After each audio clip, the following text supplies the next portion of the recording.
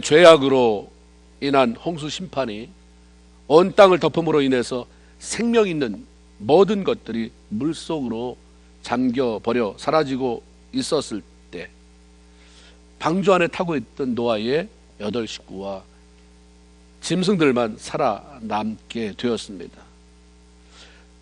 땅 위에 차고 넘쳤던 물들이 서서히 물러가고 홍수가 난 지 1년하고 열흘 만에 마침내 땅이 아주 다 말랐습니다. 그리고 하나님께서 노아의 가족을 방주 밖으로 내보내셨습니다. 홍수가 시작되기 전에 창세기 7장 1절에 보면 하나님이 노아를 찾아오셔서 그에게 이렇게 말씀합니다. 너와 내 온 집은 방주로 들어가라. 그리고 홍수가 끝났을 때 창세기 10장 8장 16절에 보니까 너는 내 아내와 내 아들들과 내 며느리들과 함께 방주에서 나와라. 이런 말씀을 다시 들려주셨습니다. 노아는 하나님께서 방주를 지으라 했을 때 예라고 순종하며 방주를 지었습니다. 비가 내리기 전에 그 배 안에 들어가 있어라 라고 말씀하셨을 때도 순종함으로 그 안에 들어가 기다렸습니다. 여러분이 그동안 노아를 많이 생각해 봤겠지만 노아 바보 아니에요. 멍청한 사람 아니에요. 그 당시에 지난번에도 말씀드렸듯이 축구장 반만한 거기에 3층짜리 그게 어마어마한 배를 건축해낼 만큼의 대단한 머리를 가지고 있었던 사람입니다. 근데 하나님이 배를 지어라, 배 들어가라, 나와라. 네. 마치 그의 생애는 네 뺏기 없는 것처럼 살았어요. 이게 차별화된 삶이죠. 너무 똑똑한 것, 너무 자기 변명이 많은 것, 이거 별 의미 없어요. 하나님 앞에서는 무슨 말씀하시든지 아멘, 예스, 내가 우리가 그분께 드려야 할 그런 유일한 말씀인 거죠. 드디어 비가 쏟아지면서 대홍수 심판이 시작되었습니다. 배 안에 머무는 동안 노아는 이 홍수가 언제 끝날 것인지에 거기에 마음이 다 쏟아져서 불안해하며 조급해하지 않았습니다. 하나님께서 태우신 동물들을 돌보면서 1년 10일간이라고 하는 긴 시간을 배 안에서 기다렸어요. 그렇게 지냈습니다. 때가 되니 하나님께서 노아에게 방주 밖으로 나가라, 이런 말씀 들려주셨습니다. 노아가 하나님 앞에서 잘 살 수 있었던 비결은 머리가 좋았기 때문에, 대단히 기술이 있었기 때문이 아니라 순종과 기다림입니다. 인내가 여기 있으니, 여러분 계시록에 보세요. 인내라고 하는 말, 바울 서신에 보면 인내라고 하는 말. 우리는 이 두 가지가 결여가 되면 신앙생활 하기가 힘들어요. 무슨 말씀하셔도 아멘으로 순종하는 것과 기다림. 하나님께서 말씀하시면 그대로 순종하고 아무 말 하지 않으시면 원망 불평하고 조급해하는 게 아니라 하던 일 계속하면서 기다리는 삶. 순종과 기다림이라고 하는 그 균형이 깨지면 하나님을 아무리 오래 믿는다고 해도 그 인생은 분노, 근심, 걱정, 불안을 떨쳐버릴 수밖에 없는 것입니다. 그러니까 믿어도 불안해, 믿어도 염려가 많아요, 믿어도 근심 걱정이 많고, 믿어도 원망 불평과 분노가 많습니다. 우리는 예수 믿게 됐을 때에 그로 해서 하나님의 자녀가 되는, 우주 만물을, 천지 만물을 지으신 하나님의 자녀가 되는 특권을 받았어요. 하나님의 자녀가 되는 권세라고 성경은 말씀하잖아요. 하나님의 자녀로 그분의 보호와 인도와 공급하심을 맛보며 살 수 있는, 그래서 평안하게 기쁨으로 살 수 있는 자격을 가지고서도 순종과 기다림이 깨지면 아주 초라하게 살 수밖에 없어요. 여러분 보세요. 예수 믿으면서 정말 당당하게, 정말 귀족처럼 살아가는구나, 정말 멋지게 살아가는구나, 이런 사람 눈에 몇 분 보이십니까? 저렇게 예수를 오래 믿는데, 아니 저렇게 교회에 직분을 가진 자가, 아니 저렇게 말하면 성경 얘기하는 사람이 왜 삶은 저렇게 불안하면서, 왜 저렇게 분노가 많으며, 왜 저렇게 초조해하는가? 아마 이런 사람을 더 많이 봤을 거예요. 우리가 듣는 삶도 중요하지만 보여주는 삶도 필요해요.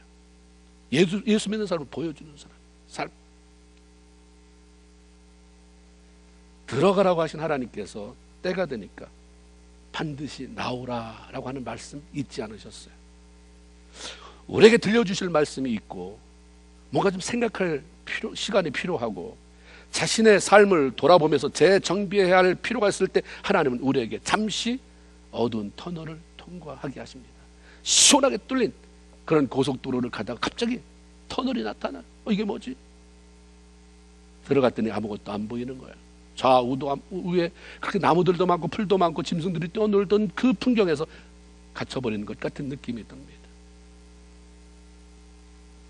잠깐 여기를 통과하면서 뭘 보려고 애쓰지 말고 뭘 해결하려고 하지 말고 빨리 여기 뻗어나가려고 하지 말고 아무것도 안 보이니까 안 봐도 되니까 좀 생각해라.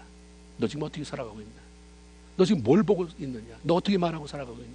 너 뭘 생각하고 있는데? 그렇게 하나님이 의도한 바가 있어서 터널을 통과하게 하십니다. 확실한 것은 터널로 들어가게 하신 하나님은 반드시 때가 되면 그 터널을 빠져나오는 시간도 허락하신다고 하는 사실입니다. 여러분 지금 터널 안에 있습니까? 곧 나가게 될 거예요. 초입입니까? 다른 사람보다 좀 오래 걸리겠죠. 저번부터 그랬다? 중간 쪽 왔겠죠. 아니면 곧 나올 때가 됐는지도 모르겠습니다. 조급해할 필요 없어요. 터널은 동굴이 아닙니다. 하나님은 한 번도 우리를 동굴에 가두지 않으세요. 터널을 통과하게 할 뿐입니다. 터널을 통과하는데 마치 내가 동굴에 갇힌 것처럼 불안하고 초조해하고 소리 지르고 악을 써대고 아무 소용이 없어요. 지나고 보면 미안할 뿐이에요. 하나님 앞에 창피해요. 송구스러울 뿐인 것이죠. 그 터널을 어떻게 통과하느냐를 보면 통과하고 나면 이 사람에게는 유익이 있겠다. 성경에 그러잖아요. 똑같이 하나님의 말씀이 똑같이 선포가 되는데 어떤 사람에게는 유익이 있고 어떤 사람에게는 왜 유익이 없는가? 어떤 사람 믿음이 잘하고 어떤 사람 믿음이 왜 안 잘하는가? 믿음으로 반응하기 때문이다. 그 말씀을 하나님이 이렇게 허락하신 거야.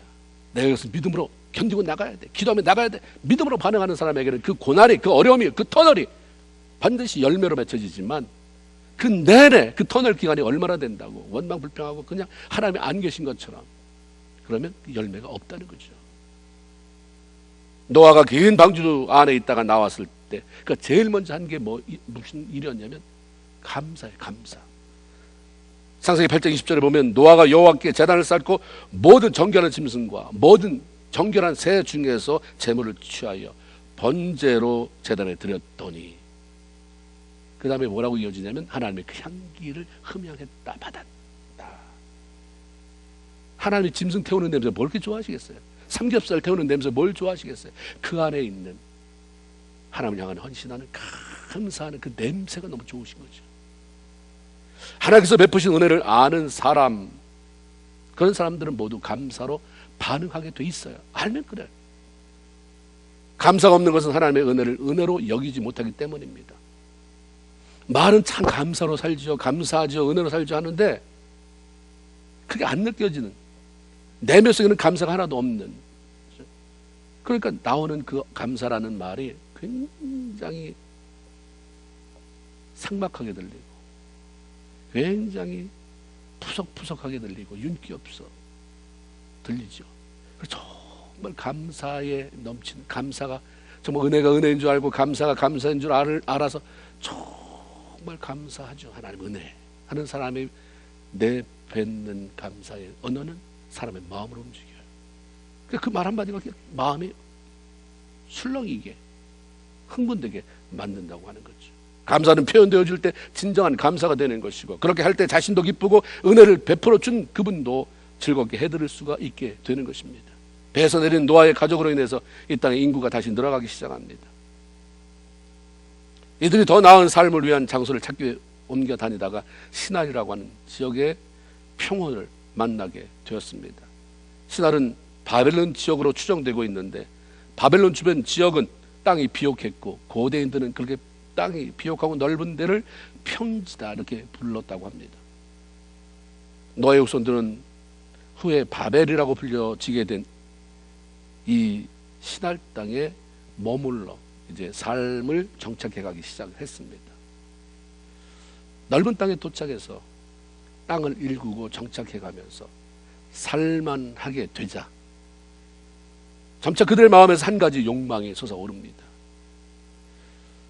바로 그 꼭대기가 하늘에 닿을 만한 높은 탑 하나 건설해 볼까 이거 나중에는 망할 짓이었어요. 망할 생각이었습니다. 근데 어쨌든 그렇게 시작이 돼요. 성경에 보면 셈의 후손 에벨이 아들을 낳았을 때, 벨렉을 낳았을 때 나라가 갈라졌다. 아마 이런 혼돈이 그때 왔는데, 그때가 언제냐면 노아 홍수부터 계산해 보면 101년이 되는 해예요. 사람이 노아 홍수로 다 사라지고 100년이 돼버리니까 다시 또 스물스물 죄의 본성이 나타나는 거죠. 내 삶이 안정이 되고 어두웠던 시간, 힘들었던 시간이 잘 지나갔을 때, 그래서 편안해지고 이제 살만하게 됐을 때 나는 무슨 생각을 하고 살아가는가. 아파서 그렇게 힘들었을 때, 그 시간이 지나고 이제 몸이 좀 건강이 회복될 때, 정말 세상 말로 찢어지게 가난했던 순간들이 지나가고, 애들이 그렇게 고통스럽게 했던 시간이 지나가고, 이제 안정되어져서 그런 것들을 당하는 사람을 제3자의 눈으로 바라보는 시간이 됐을 때, 나는 무슨 생각을 하고 살 것인가? 나는 무엇을 추구하며 살 것인가? 탑 하나 건설해볼까? 어디에 뭐 하나 해볼까? 예수님이 이제 그랬어요. 비옥한 토지에서 농사 지니까 뭐 열매 당연히 많죠. 소득이 있는 거죠. 좀 뭘 좀 해보고 싶다. 먹고 사는 게 해결이 되니까. 우리가 아팠을 때나 힘들었을 때나 자녀가 속썩였을 때나, 그래서 해결돼서 이제 건강해졌을 때나 살만할 때나 자녀들이 잘 됐을 때나 동일해야 돼. 오히려 더 긍정적으로 하나님이 기뻐하는 삶. 내 어려운 시기에 함께 하신 하나님 앞에 나는 어떻게 보답할까? 보답하는 양을 찾아야 됩니다. 어떻게 내가 감사하며 보답하는 모습으로 살아갈까? 이게 성숙한 것이고, 그게 내 평화를, 그 하나님이 주신 모든 것들을 지켜나가는 비결인 것이죠. 이 노예 후예들은 왜 그렇게 높은 탑을 건설하고 싶었던 것일까? 그 첫 번째 이유가 너무 유치해요. 내 이름을 내고 싶다. 내 이름. 그 교만함 때문입니다. 신앙생활에도 잘 여러분이 스스로를 점검해 봐야 돼요. 안정되고 돈이 좀 있으면 하나님의 일을 한다고 하는데, 그 어떤 하나님의 일이냐 이 말이에요. 하나님이 기억하실 만한 하나님의 일이냐, 아니면 내 이름을 내고 싶은 그런 일이 비일비재하니까 하나님이 이것을 여기다 기록한 거 아닙니까? 높은 탑을 쌓는다고 했는데 교만 때문에 내 이름을 내고 싶은, 4절에 성읍과 탑을 건설하여 그 탑 꼭대기를 하늘에 닿게 해서 우리 이름을 내자. 꼭 탑을 쌓는 게 아니더라도 우리가 내 이름을 내고 싶은 방법이 얼마나 많습니까? 우리 신앙인들도 많은 분들이 그런 얘기를 해요. 교회 헌금을 하는 건 안 하는데 이름을 적어서 어디 도네이션에서 어떤 유명한 사람이 모금한다 하는 데는 모금이 차고 넘친다는 거예요. 알아주지 않는 데보다 내 이름을 알아주는데, 이왕이면 누구 유명한 사람과 연결되는 데는 도네이션. 잘 알지도 못하는 사람이 막 저렇게 꾸질꾸질하면서 어려운데 도와달라고 하면 넥스트 타임이라고 하는 말이 그냥 나가는 거죠. 우리 예수 믿는 사람은 좀 달라야 된다는 거예요. 조금은 달라야 돼요. 노아의 후예들은 하나님으로부터 지음을 받은 사람들이었고, 홍수 심판을 통해서 하나님의 무서움, 하나님의 위대함을 알고 있는 사람이었음에도 불구하고 그들의 관심은 하나님의 이름을 높여드리는 것과 상관이 없었어요.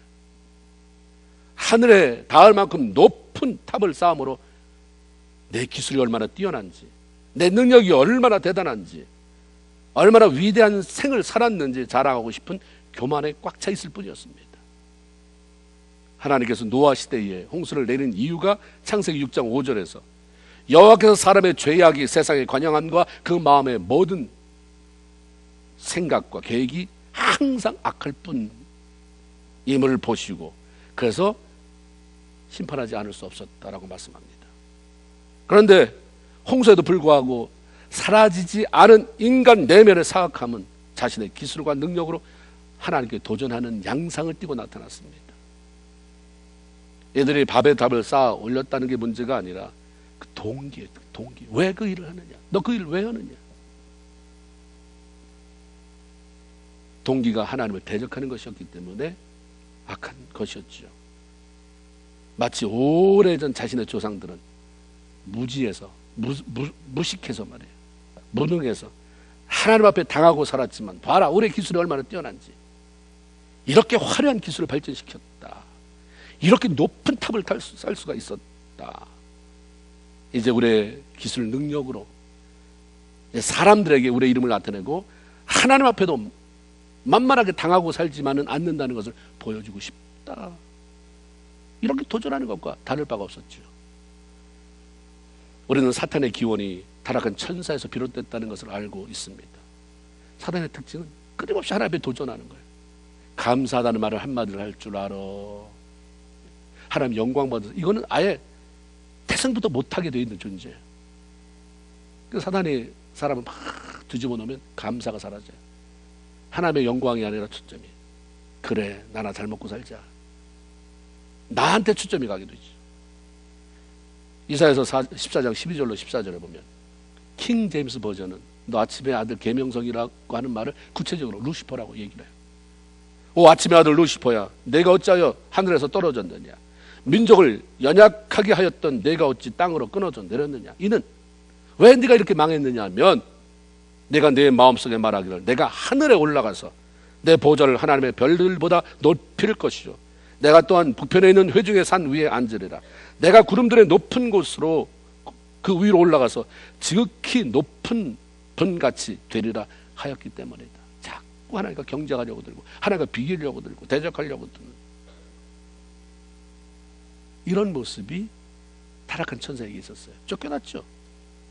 그 영광스러운 자리에 있을 수가 없는 거예요. 쫓겨날 수밖에 없는 거죠. 사탄은 처음부터 자기의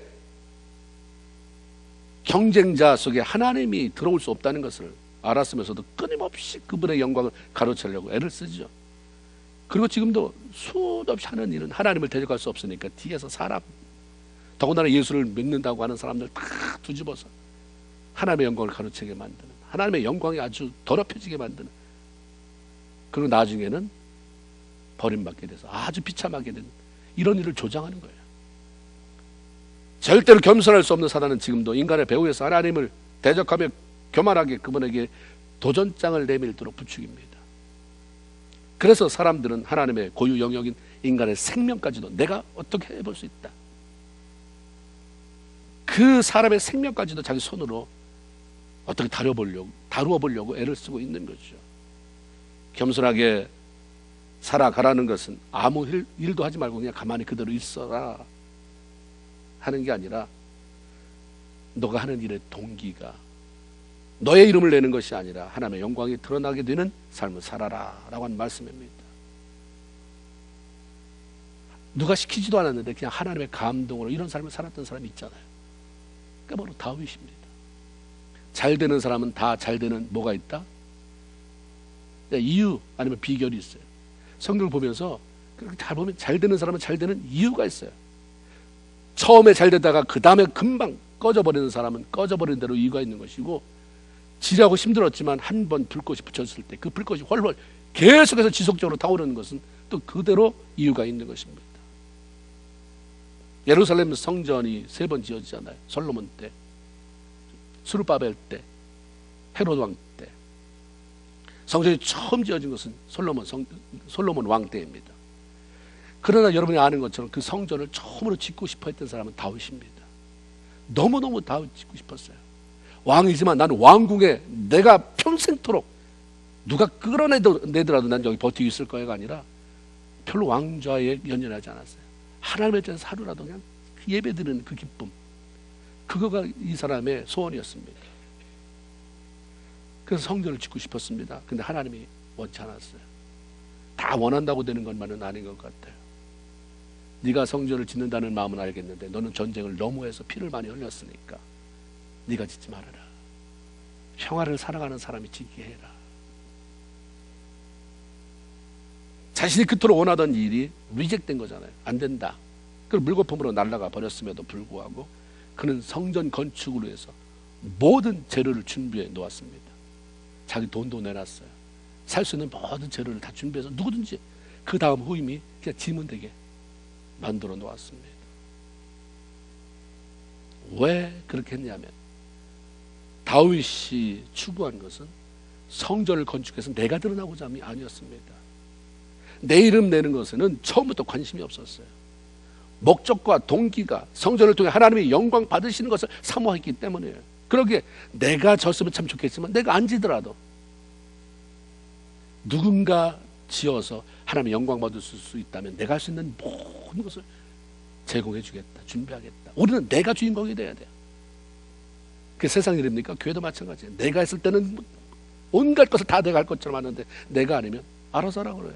알아서 잘하겠지가 돼버려요. 그러지만 거기에 플러스 가십이 섞이기도 하고, 여기서부터 벌써 수준이 떨어지는 거예요. 다윗과 우리의 수준이.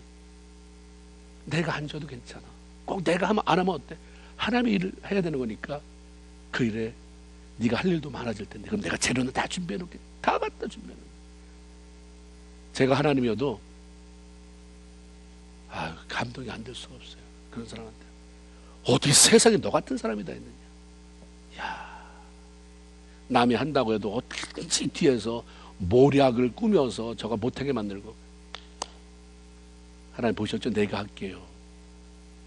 이러는 세상에서 어떻게 너 같은 사람이 있나. 그래서 우리 신앙생활이 그냥 마지막해서가 아니라 하나님을 감동시키는 사람이 되어야 돼요. 욕 그랬잖아요. 네가 욕 같은 사람을 봤느냐. 그게 사람이 아니라 사탄에게. 얼마나 교활한 사탄인데 감히 웬만한 것은 만족하지 않아요. 웬만한 사람 칭찬도 하지 않아요. 그럴 것 뻔히 알더라도 욥을 주에 받느냐. 저런 사람 없다. 따라서 저런 사람 없습니다. 내가 그런 사람이 되어야 된다는 거예요. 주님이 너 같은 사람 없다. 세상에 이런 사람 없다. 근데 대조적으로 헤롯이 성전을 졌잖아요. 그건 이 사람이 이방인이에요. 하나님하고 영광 이런 거 상관도 없는데 성전을 줘요. 성전을. 왜 그렇습니까? 분봉왕으로, 파송을 받은 왕으로 그 이스라엘 백성들의 환심을 사고 싶은 거예요. 그러니까 나는 상관이 없는데 이스라엘 백성들이 저거 줘주면 나를 더 따르고 존중해주고 내 이 왕으로서의 수명이 길겠다 하니까 뭐 내가 하나님을 경배할 거든 아니든 뭐 하나님을 경험했든 안 했든 상관없이 그냥 졌습니다. 그 자기 이름 높이는데 온 에너지를 쏟잖아요. 성경이 그의 삶의 말로를 어떻게 얘기합니까? 졌다 이렇게 안 해요. 끝에 그 사람이 그 사람의 삶이 교만해서 벌레가 먹어서 죽었다. 어떤 병이었나 봐요. 벌레가 먹어 죽었다라고 이렇게 표현합니다. 다윗이 시편 29편 1절 2절에서 이렇게 말합니다. 너희 권능 있는 자들아 영광과 능력을 여호와께 돌리고 또 돌릴지어다. 네가 취하지 말아라. 여호와께 그의 이름에 합당한 영광을 돌리며 거룩한 옷을 입고 하나님 앞에 예배할지어다. 교만한 사람은 자기 이름이 드러나는 것에 에너지를 쏟지만 겸손한 사람의 모든 일의 동기는 하나님의 영광 받는 것을 두고 거기서 최선을 다합니다. 우리가 열심히 하는 사람이 없잖아요. 별로. 오늘날 세대에. 근데 열심히 하는 것 좋지만 점검해 봐야 돼요. 내 열심히 뭘 위한 열심이냐? 하나님의 영광을 위한 열심이냐? 아니면 내 이름, 나 인정받기 위한 열심이냐? 나 위한 열심에는 반드시 다툼이 나와요. 반드시 시기 질투가 나오고 싸우는 일이 나오고 하나님의 일을 하면서 기분이 나쁘고 신경질이 나고. 하나님의 영광을 위해서 하면 내가 해서 좋고 나를 돕겠다는 사람이 나타나서 더 좋고 내가 누구를 그 목적으로 도울 수 있는 기회가 돼서 좋고. 우리가 성숙해야 됩니다. 성장해 가야 되죠. 노아의 후예들은 그 오래전 시대에 벌써 돌 대신 벽돌을 굽고 아스팔트 재를 역청을 접촉제로 사용해서 건물을 질 줄 아는 기술을 가지고 있었습니다. 그런데 사람들이 자신들의 뛰어난 기술과 능력을 너무 신뢰함으로 하나님을 인정하려고 들지 않죠. 도전과 교만함 속에 살았습니다. 정말 대단한 기술 가진 사람이 하나님, 내가 가지고 있는 이 기술을, 이 능력을 내 머리에서 나왔는데 내 머리를 만드신 분은 하나님이십니다. 그래서 겸손할 수만 있다고 한다면 그 사람이 가지고 있는 기술과 능력은 이 겸손함과 더불어서 빛을 발하게 되는 거예요. 하나님이 후원자가 되어 주시기 때문이죠. 세계 최대 여객선으로 불리웠던 타이타닉 호가 1912년 4월 14일 수많은 사람들의 관심이 집중된 가운데 대서양 횡단을 목적으로 첫 번째 항해를 시작했습니다. 2,300명이라고 하는 엄청난 숫자의 승객을 태운 타이타닉 호가 안정감 있게 바다 한가운데로 향해서 캐나다 동부 해안에 이르렀습니다. 그때 해안 통제소로부터 하나님으로부터 아주 급하게 앞에 얼음산, 빙산이 있으니 조심하라는 무선을 받습니다. 그러나 거대하고 최첨단 장비를 갖춘 타이타닉호를 너무 신뢰함으로 교만해진 항해사는 그 경고를 무시해버리고 선장에게 보고할 생각도 하지 않습니다. 지가 빙산이면 빙산이지 얼마나 크겠어. 타이타닉호 앞에 그게 얼마나 되겠어. 상황이 너무나도 급해진 통제에서는 계속해서 무전을 보내왔지만 이미 그 자리를 떠난 항해사는 위험을 알리는 무전이 계속 오고 있다는 사실도 알 리가 없었습니다. 타이타닉호의 최후를 앞둔, 최후가 될 그 시간이 점점 다가오는 그때 선장은 항해사로부터 그때서 전방에 빙산이 있다는 무전을 받았는데 어떻게 할까요? 설마 타이타닉호가 빙산 따위 하나 넘어가지 못하겠습니까? 저는 그렇게 생각하는데 이런 보고를 했습니다. 선장도 항해사의 말을 그렇게 심각하게 받아들이지 않았습니다. 그리고 계속 항해, 계속 직진해 가라라고 하는 명령을 내립니다. 그러나 그로부터 얼마 되지 못해서 그토록 완벽함을 자랑했던 최첨단 장비를 자랑했던 거대한 타이타닉호가 빙산에 부딪혀서 서서히 바닷속 깊은 곳으로 가라앉기 시작했습니다. 이 사고로 2,300명 가운데 생존자는 700명이었다라고 하는 기록이 있습니다. 잠언 16장 18절에 교만은 패망의 선봉이다. 거만한 마음은 넘어짐의 앞잡이다라는 말씀처럼 교만의 끝은 망하는 것입니다. 하나님을 무시하고 내 마음대로 사는 그 교만의 끝은 망함, 그리고 맞춤표예요. 바벨탑의 사건을 통해 하나님은 우리에게 교만하면 넘어진다, 깨어진다, 무너진다, 조심해라, 이런 경고를 계속 들려주고 있는 것입니다. 또한 그들이 높은 탑을 건설하고 싶었던 다른 이유는 자신들의 마음에 하나님을 두고 살아가는 것을 원치 않았기 때문입니다. 하나님이라고 하는 거추장스러운 존재를 그냥 던져버리고 싶었던 거예요. 노아와 그의 세 아들 며느리 외에 그 누구도 홍수 심판을 직접 겪은 사람은 없었어요. 놀랍게도 홍수 전 배 만드는 기간에 그 아들 며느리라고 했는데 배를 아들 며느리가 같이 만들었다고 했는데 그 기간 내내 애가 없었어요. 방주 안에 애 없었어요. 홍수 끝나고 2년 후부터 애가 생겼다고 그랬어요. 하나님이 계획하시는 건 참 놀랍다. 성을 읽어보면서 어떻게 구체적으로 이런 거 저런 거 다 계획을 하고 생각을 하시고, 그렇다고 한다면 우리에게 말씀 한마디 한마디 들려주시는 것 의미 없는 게 없는 거예요. 그거 받아들이면 하나님 알았습니다, 잘 모르겠는데 기도하면서 더 물어보겠습니다, 깨닫겠습니다, 깨닫게 해주세요. 분명히 우리의 삶을 업그레이드 시키는데 다 내가 잘라버려요. 싹둑. 하나님이 분명히 내 생각은 내 생각보다 높고 내 길은 너보다 높다고 했는데 우리는 다 하나님이 더 밑에가 있으니까 다 잘라버리죠.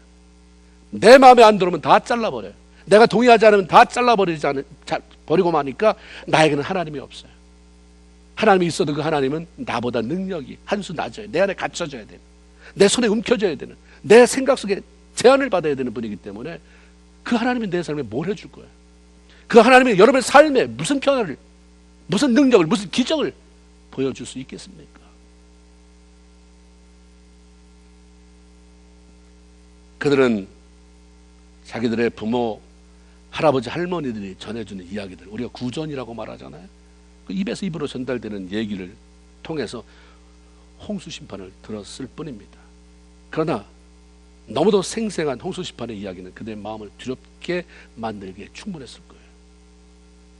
자기 조상들의 죄로 인해서 하나님이 하늘 창을 열고 이 땅에서 물이 솟게 해서 피할 수 없는 홍수 심판을 내렸다고 한다면, 그걸 알았다면 그런 무서운 일을 다시는 만나지 않기 위해서 죄를 떠나 하나님의 말씀대로 살겠습니다라고 결단하면 그게 끝나는 거예요. 뭐 대단히 돈 들여야 될 필요도 없고 대단히 머리를 굴려야 할 필요도 없고, 우리 조상이 그렇게 살았는데 그런 엄청난 비극을 맞이했군요, 나는 그렇게 안 살겠습니다, 하나님 도와주세요, 이러면 되잖아요. 그러면 심판에 대한 두려움보다 하나님과 더불어 살아가는 기쁨과 평강이 그들 삶에 분명히 채워졌을 것입니다. 고린도전서 10장 11절에 보면 그들에게 일어난 이런 일들은 본보기가 되어 또한 말세를 만난 우리를 깨우치기 위해 기록되었느니라. 이런 말씀했습니다. 이스라엘 백성들이 광야를 지나는 모든 사건이 성경에 기록된 이유가 거울 삼으라고, 이렇게 되지 말라고, 그렇게 하나님이 말씀하시는데도 징그럽게 말 안 듣더니 결국 40년 뺑글뺑글 광야 지나다가 한 명도 여호수아와 갈렙 외에는 가나안에 들어가지 못했던 이 비참한 일을 너희들 반복하지 말라고 우리에게 줬다는 거예요. 하나님께서 과거의 사건을 기록해서 알려주시는 것은 하나님을 대적함으로 고통 속에 살아갔던 선조들의 실수를 반복하지 말라고 알려주는 거잖아요. 노아의 홍수 이야기가 구전되어 다 알고 있지만 사람들은 그것을 교훈 삼아서 자기 삶을 고치려고 하지 않았어요. 하나님과 싸워 이길 수 있는 자가 없는 것처럼 하나님을 뜯어 고칠 수가 없어요. 하나님의 생각 고치게 하려고 애를 쓰는 거죠. 하나님의 말씀만 들어도 내가 삶 되는데 하나님이 뜯어 고치기를 원하는 거예요. 하나님의 생각을 바꿔보려고 애를 썼습니다. 그것은 근본적으로 사람들이 마음에 하나님을 두고 살고 싶은 마음이 없었기 때문입니다. 홍수 심판과 같은 재앙에 대한 불안한 마음을 제거하고 내 마음대로 좀 자유롭게 살고 싶은 마음이 그들 안에 가득 차 있었던 거예요. 창세기 9장 11절에 하나님은 홍수가 끝난 다음에 그런 말씀하셨잖아요. 내가 너희와 언약을 세우리니 다시는 모든 생물을 홍수로 멸하지 아니할 것이다. 하나님이 약속했어요. 이제 물로 심판하지 않는다. 땅을 멸한 홍수가 다시는 땅에 있지 않을 것이다. 전 세계를 그렇게 잠식시키는 홍수는 두 번 다시 없다. 그러니까 무작정 하나님을 두려워하며 살아가기보다 원치도 않는데 그분의 손에 끌려가는 삶을 살기보다 뭔가 자기들 나름대로 하나님으로부터 벗어나고 그래도 안전할 만한 안전지대, 대안을 만들어 두기를 원했습니다. 그건 자기의 기술을 총동원해서 자기의 물질을 다 총동원해서 바벨탑이라고 하는 높은 탑을 쌓자는 것으로 결론이 지어졌습니다. 하나님이 의도한 게 그게 아니었거든요. 그거 보고 나한테 돌아와라. 하나님 말씀 그렇잖아요. 내가 너희를 향한 내 생각은 내가 하나니 재앙이 아니요 평안이요 장래 하나님 너희 삶을 축복하기 위함이다.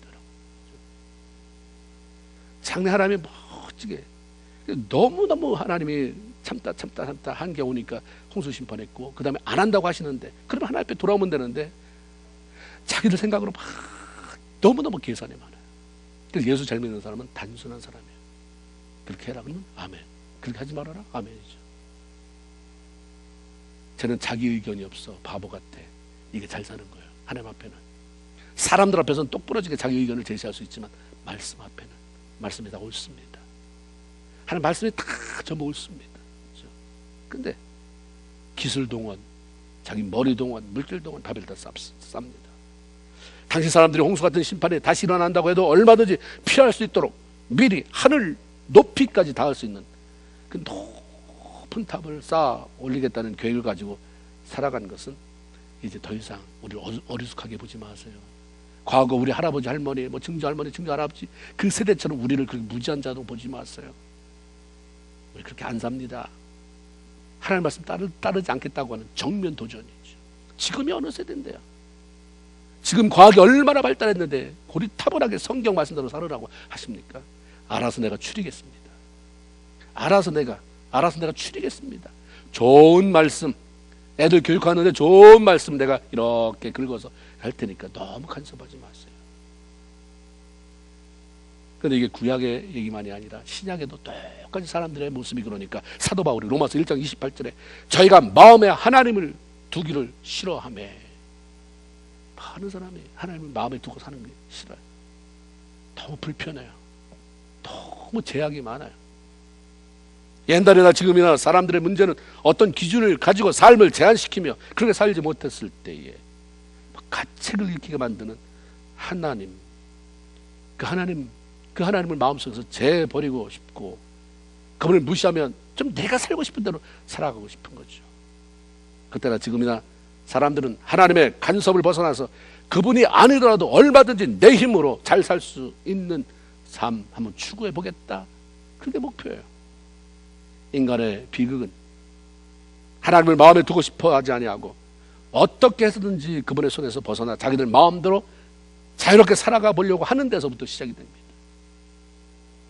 큰 물주전자에 조그만 못자국, 못구멍이 생겼다고 해서 물이 한꺼번에 쏟아집니까?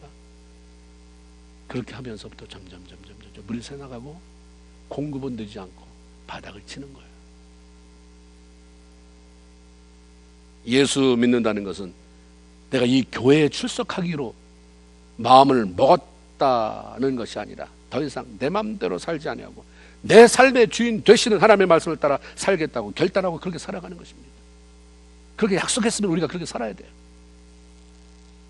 두 종류입니까? 나는 교회만 오기로 했다 입니까? 아니면 내 삶의 주인으로 주님을 모시고 나는 그 주인의 뜻대로 살겠다라고 결단했습니까? 그렇게 했다면 우리는 그 약속을 지켜야 되는 거예요.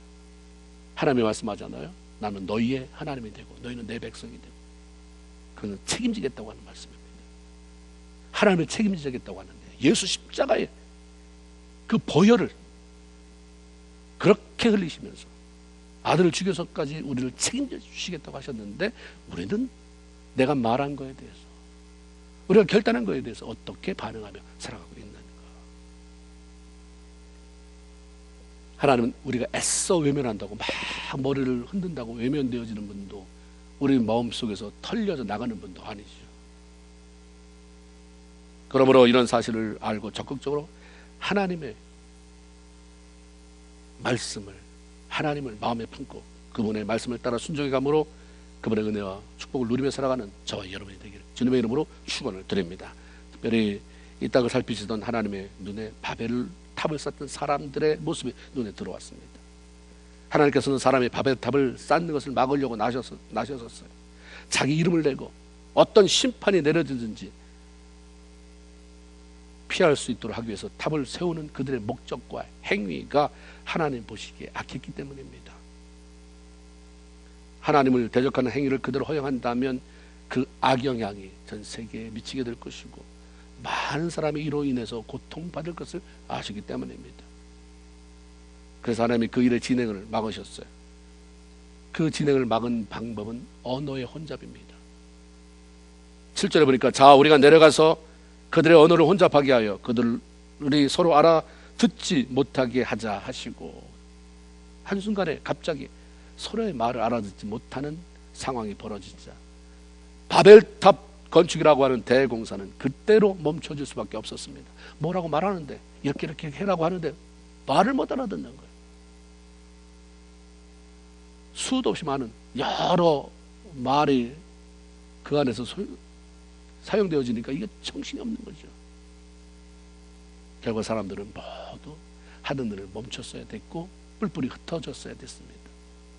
언어의 혼잡은 하나님의 은혜가 사라지고 교만으로 하나님을 대적하는 사람들 사이에 찾아왔습니다. 말이 통하지 않으면 더불어 살아가는 것은 너무 힘들어져요. 그 당시에는 언어 자체가 달라져 버려서 알아들을 수 없었습니다. 그러나 지금은 어때요? 내가 한국말을 쓰는데 내 아내가 남편이 중국말을 써서 못 알아듣습니까? 그래서 그렇게 갈등이 많습니까? 랭귀지가 달라서 갈등이 일어나는 게 아니에요. 같은 언어를 사용하고 그 말로 대화를 한다고 해도 말이 통하지 않아서 답답해하는 경우가 얼마나 많은지 알 수가 없습니다. 이 사람하고는 말이 안 통해서 내 더 이상 살 수가 없다. 같이 일할 수가 없다. 같은 교회에 다닐 수가 없다. 같은 목장에 있을 수가 없다. 그런 경우를 얼마든지 만나잖아요. 말이 안 통하는 것. 왜 그렇습니까? 그것은 수준 차이 때문이 아니에요. 다른 많은 이유가 있겠죠. 그래서 우리가 대화 기술을 발전시키고 어떻게 해야 효과적으로 그렇게 사람들과 대화하며 그들을 설득해 갈 수 있는가? 많은 강좌가 있어요. 그러나 우리 성경을 통해서 보면 사람들 내면의 은혜가 사라지기 시작하고 그래서 하나님을 대적하고 하나님을 무시하는 마음이 들기 시작하면 소통이 힘들어져요. 여러분의 아내가 전에는 그렇게 소통이 힘들었는데 남편이 그랬는데 은혜 받고 보니까 둘이 더 같이 은혜 받으면 말할 것도 없지만 누구 한 편이라도 은혜 받으면 대화가 다 달라져요. 대화가 부드러지죠. 내가 은혜가 있을 때와 은혜가 머물 때와 은혜가 사라질 때 내 언어가 어떤가, 관계 속에서 소통이 어떤가. 소통이 안 되거든요. 저마다 자기 얘기만 하니까, 자기 화난 얘기, 자기 분노한 얘기. 5수절 마가의 다락방에 성령이 임하고 은혜가 충만했을 때 그들에게 나타난 현상은 방언을 통해서 말을 알아듣게 한 거예요. 서로 다른 언어를 알아듣게 한 사건이었습니다. 이건 하나의 상징적이지 계속된 건 아니지만, 여전히 성령 충만하고 은혜 충만한다고 해서 외국어를 알아듣게 되는 건 아니지만, 은혜가 임하면 사람과 사람 사이에 마음이 통하고 말이 통하고 하나님을 향한 마음을 갖게 됩니다. 말이 통하지 않으면 오해가 생기고 혼란이 오고, 그러니까 함께 무슨 일을 해나갈 수가 없는 것입니다. 하나님의 백성들은 자신의 마음속에 사라진 은혜를 회복함으로 말미암아서 가족 간의, 성도 간의 말이 회복되게 하고 대화가 이루어지게 해야 됩니다. 그래야 더불어 하나님의 일을 도모해 갈 수가 있는 것이고, 더불어 하나님의 영광에 동참할 수가 있는 것입니다. 바벨탑을 짓고 흩어지지 말라고 그렇게 다짐했던 사람들이 말이 안 통하니까 어쩔 수 없이 뿔뿔이 언어 그룹 단위로 흩어졌겠죠. 다 사라져 버렸습니다. 언어의 혼잡은 노아 홍수 이후에 더 이상 사람을 물로 심판하지 않겠다고 약속하신 하나님께서 여전히 하나님을 대적하는 사람들에게 베푼 호의였습니다. 창세기 9장 1절에 보면 하나님께서 배에서 내려온 노아와 그의 아들들에게 복을 주시면서 생육하고 번성하고 땅에 충만하라, 이런 명령을 내리셨습니다. 그럼에도 그들은 흩어지지 마, 우리끼리. 하나됨이 중요하지만 어떤 하나됨이냐, 우리끼리 중요하지만 어떤 우리끼리냐, 악을 도모하는 우리끼리냐, 하나님의 일을 도모하는 우리끼리냐. 하나님이 하라고 하는 일이 있었는데 우리끼리 안 돼, 흩어짐을 면해야 돼. 하나님을 불순종하며 탑을 쌓던 사람들은 하나님에 의해서 흩어졌어요. 자연적으로 흩어진 사람이 있는 땅 그 구석구석에서 생육하고 번성했죠. 아들 낳고 딸 낳고 살아가면서. 하나님의 뜻은 사람의 불순종에도 불구하고 이루어져요. 하나님의 계획은 이루어져요. 하나님이 알아서 하세요. 그런데 하나님이 자신의 계획을 이루는 데 있어서 나를 사용하시는, 여러분을 부르시는 이유는 우리가 안 하면, 협조 안 하면 그 일이 안 돼서가 아니라 그 일을 통해서 우리에게 축복하실 만한 빌미를 던져주시는 것입니다. 내가 하나님의 일에 동참한다고 해서 그분이 뭐가 대단히 달라질 것도 없고, 내가 무슨 헌금을 더한다고 해서 하나님의 창고가 부여하게 되는 것도 아니고, 하나님의 모든 초점은 우리를 잘 되게 하는 거예요. 근데 참 이상하잖아요. 잘 되게 하려고 하는데 왜 안 되는 길로 스스로 갔냐. 세월의 흐름과 상관없이 하나님께서 모든 성도들에게 원하시는 것은 겸손하게 하나님과 함께하며 그분의 영광을 구하는 삶을 살아가는 것입니다. 날마다 마음속에 하나님을 모시고 그분과 동행하는 기쁨 속에 살아가면서, 아, 이게 행복이구나. 그 행복을 만끽하고 그 행복을 나누며 나도 살고 남도 살게 만드는 귀한 성도들이 되기를 주님의 이름으로 축원을 드립니다. 아멘. 하나님 고맙습니다.